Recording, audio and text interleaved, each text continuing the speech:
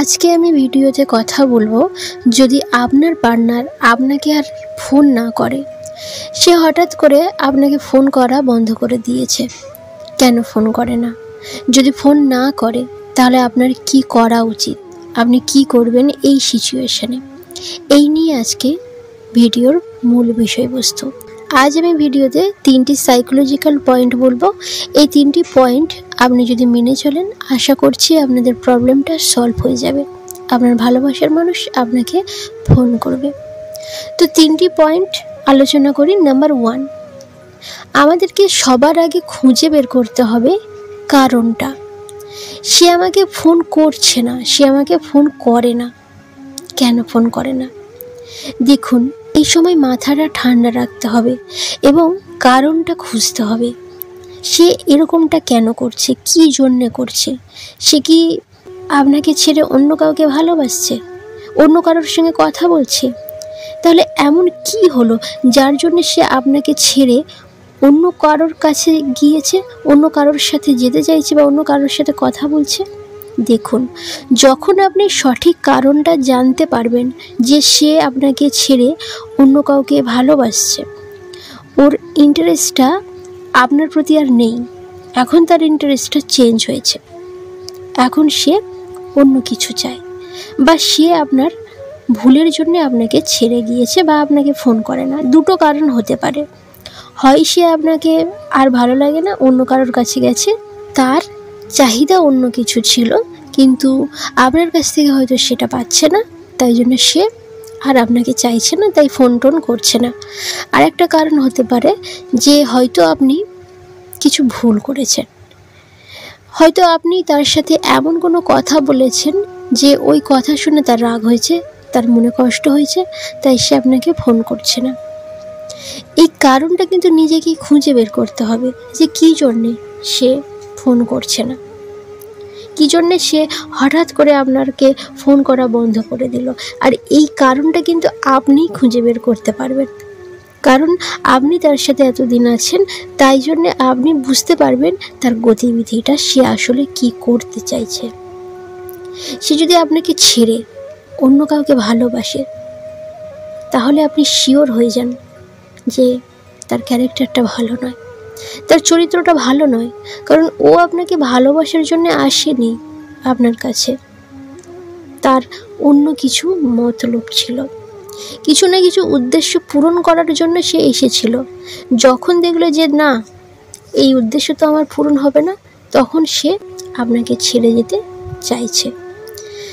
তাই প্রথমে দেখতে হবে যে কী কারণে সে অন্যকে ভালোবাসছে বা অন্যজনের কাছে যেতে চাইছে।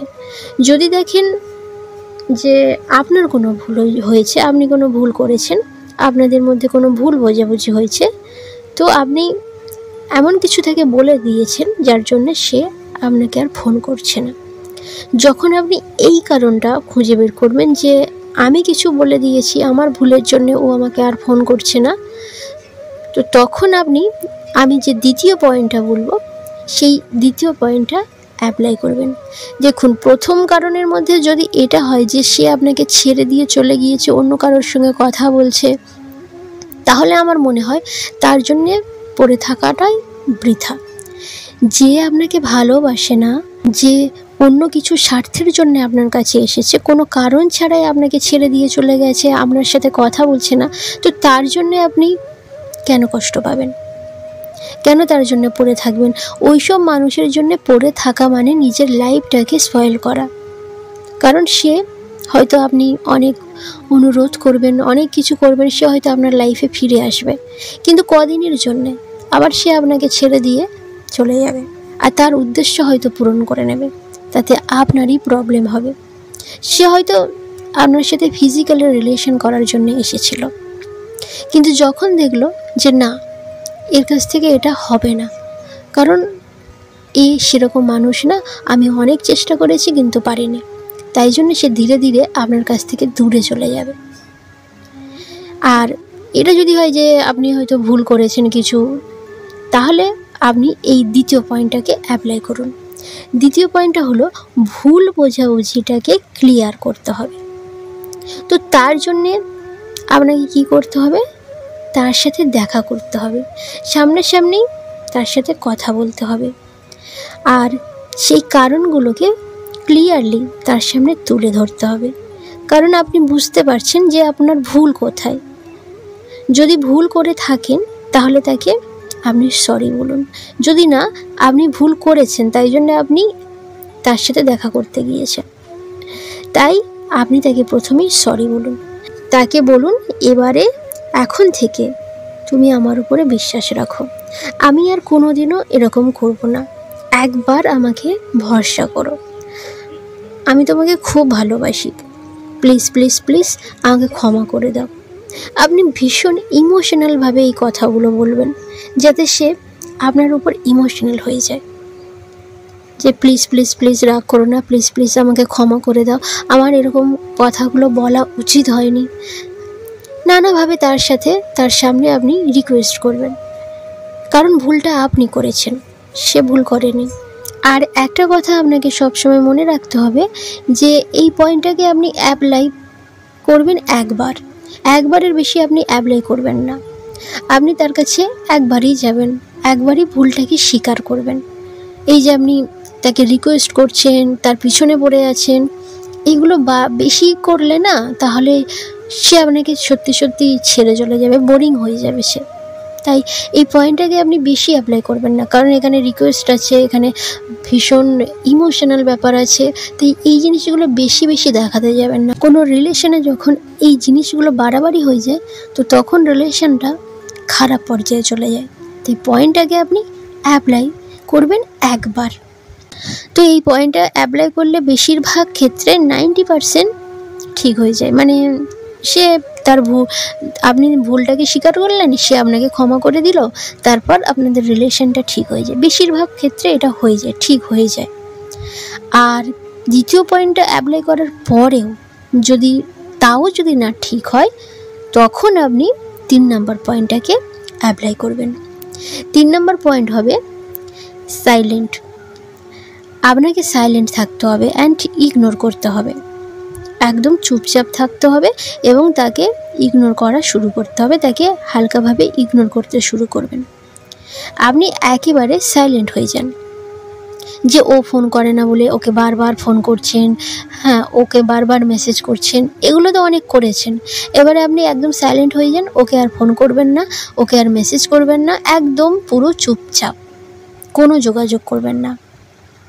হয়তো এরকম হতে পারে যে আপনি এত ফোন করেছেন, ও আরও ভীষণ আপনার ফোন করাটাকে নিয়ে ভীষণ মজা হিসাবে নিচ্ছে, বাহ আমার তো বেশ ভালো লাগছে, ও আমাকে ফোন করছে, তাই জন্যে ও হয়তো আপনাকে ফোন করছে না, কারণ আপনার এইগুলোকে সে খুব ভীষণ আনন্দ পাচ্ছে। তাই জন্য আপনি একদম সাইলেন্ট হয়ে যান আর তাকে ইগনোর করতে শুরু করুন।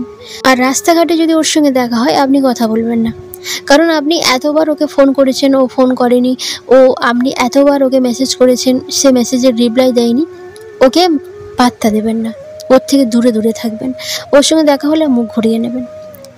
ও তখন বুঝতে পারবে যে ও আমাকে ইগনোর করছে, তখন ও নিজে থেকে আপনার কাছে আসতে চাইবে, আর নিজে আসবে আপনার কাছে, বারবার আপনার সঙ্গে দেখা চেষ্টা করবে, কিন্তু আপনি দেখা করবেন না, একদম পুরোপুরি সাইলেন্ট হয়ে যাবেন। তো ও শেষে থাকতে না পেরে নিজে আপনার পায়ের কাছে এসে পড়বে যে আমার ভুল হয়ে গেছে, প্লিজ ক্ষমা করে দাও, আমার এরকমটা করা উচিত হয়নি। তো এই 3টে পয়েন্ট আপনি অ্যাপ্লাই করুন, দেখবেন যদি ও ফোন না করে আপনাকে ফোন করবে। যদি সত্যি আপনাকে ভালোবেসে থাকে তাহলে সত্যিই ও আপনাকে ছেড়ে থাকতে পারবে না, অবশ্যই ফোন করবে। আর যদি না ভালোবেসে থাকে, সেই সব মানুষের থেকে দূরে থাকাটাই সব থেকে ভালো। আমাকে অনেকেই কমেন্ট করে যে আমার গার্লফ্রেন্ড কিংবা আমার বয়ফ্রেন্ড আমাকে ছেড়ে দিয়ে গেছে, এতদিন হয়ে গেল সে আমার সাথে কথা বলে না। তো তাদেরকে ছেড়ে দিন না, তাদের মতো থাকতে দিন না। তারা যদি সত্যি ভালোবাসে না, ঠিক আপনার কাছে ফিরে আসবে।